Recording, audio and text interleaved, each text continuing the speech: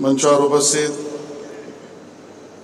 आपल्या सगळ्यांचेच लाडके मुख्यमंत्री देवेंद्र फडणवीसजी, या कार्यक्रमाची पूर्ण रचना, कल्पना आणि प्रस्तुतीकरणामध्ये ज्यांचं बहुमोल योगदान आहे असे आमचे माननीय मंत्री मंगलप्रभात दुडाजी, मुख्य सचिव राजेश कुमारजी, मंचावर उपस्थित आपल्या पद्मश्री पद्मजाताई फेणानीजी, अप्पर मुख्य सचिव मनीषा वर्माजी आणि उपस्थित सर्व सचिव, कर्मचारी, मीडियातले प्रतिनिधी, बंधू भगिनी आणि मातांनो, सर्वात प्रथम आपल्या सगळ्यांना वंदे मातरमच्या 150व्या वर्षानिमित्तच्या या कार्यक्रमामध्ये स्वागत करतो आणि सगळ्यांना या वर्षाच्या वंदे मातरमच्या 150 वर्षाच्या कार्यक्रमाच्या खूप खूप शुभेच्छा सुद्धा या ठिकाणी देतो। मित्रांनो, हा कार्यक्रम देशभर वेगवेगळ्या स्वरूपामध्ये कार्यक्रम केला जातो आहे।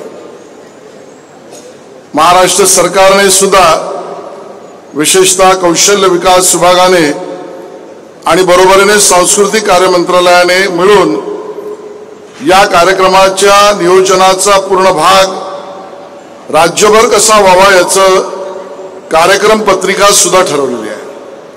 माननीय मुख्यमंत्री महोदयांना मला सांगायला आवडेल, माननीय लोढाजींच्या नेतृत्वामध्ये पूर्ण राज्यातील सर्व तालुक्यांमध्ये, सर्व जिल्ह्यामध्ये या वंदे मातरमच्या सार्धशतीच्या कार्यक्रमानिमित्त गायन, सामूहिक वंदे मातरम, विविध स्पर्धा, चर्चासत्र, सांस्कृतिक कार्यक्रम याचं पूर्ण वर्षभराचं नियोजन केलं आहे। या नियोजनामागचा हेतू खूप स्पष्ट आहे।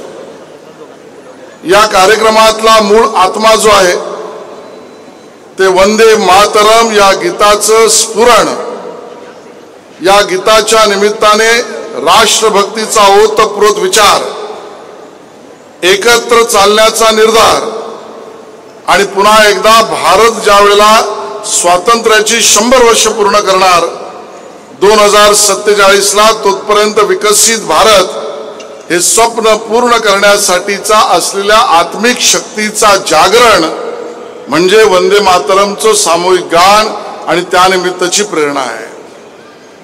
आपण हे पाहिलंच, भारताचे पंतप्रधान माननीय नरेंद्र मोदीजींनी देशाला संबोधित करताना या गोष्टीचा उल्लेख केला आणि आग्रह सुद्धा धरला की ज्या एका गीताने स्वातंत्र्य समरामध्ये आपल्या भारतीय माणसाला, भारतीय विचारांना, भारतीय क्रांतीला उपजत अशी ऊर्जा आणि शक्ती दिली, ते शब्द वंदे मातरम, ते गीत वंदे मातरम, ती प्रेरणा वंदे मातरम।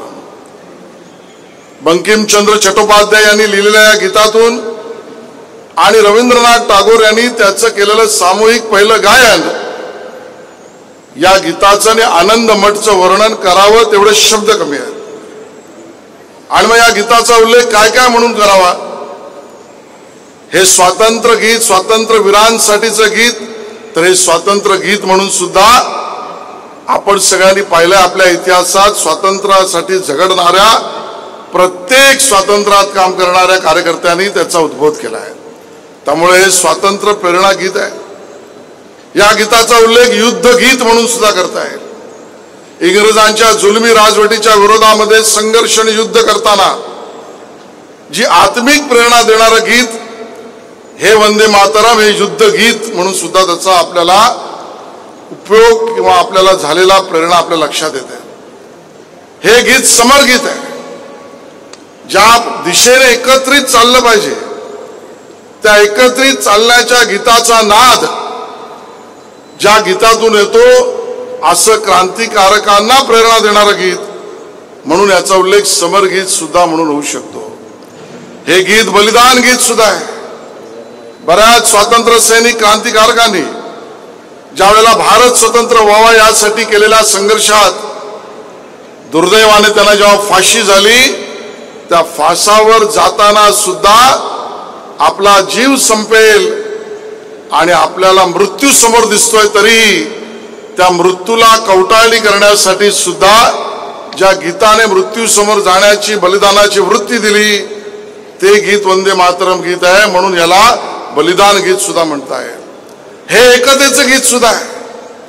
ज्या पद्धतीने संपूर्ण देशात सर्व भाषा, सर्व जाती, सर्व पंथ, सर्व प्रकारची लोक एकत्र येऊन भारत माता की जय म्हणण्याआधी वंदे मातरम आणि भारत माता की जय बरोबर वंदे मातरम आणि म्हणून एकत्रित जगण्याला प्रेरणा देणारं गीत असा उल्लेख सुद्धा या एकत्र जगण्याची प्रेरणा देणारा गीत म्हणून करता येईल.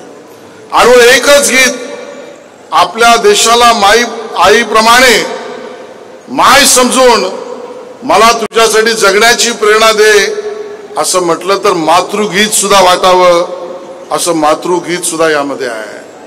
आणि म्हणून ह्या विचार गीत आहे.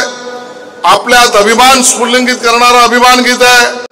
आपल्या सगळ्यांना एकत्रितपणे एक हेतू गाठण्यासाठी हेतू निर्माण करणारं गीत आहे. असा वेगवेगळ्या पद्धतीने एका गीतातून निघणारे अर्थ आणि प्रेरणा देणारे गीत जगाला सुद्धा एवा वाटावा असं हे वंदे मातरमचं गीत.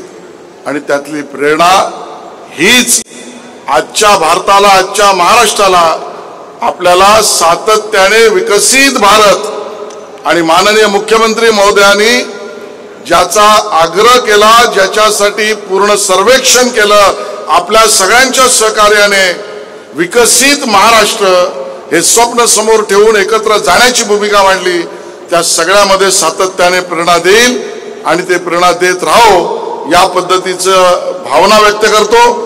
पुन्हा एकदा मंगलप्रभात लोढाजी आणि त्यांच्या विभागाला अतिशय सुंदर कार्यक्रमाचं आयोजन केलं त्याबद्दल अभिनंदन करतो.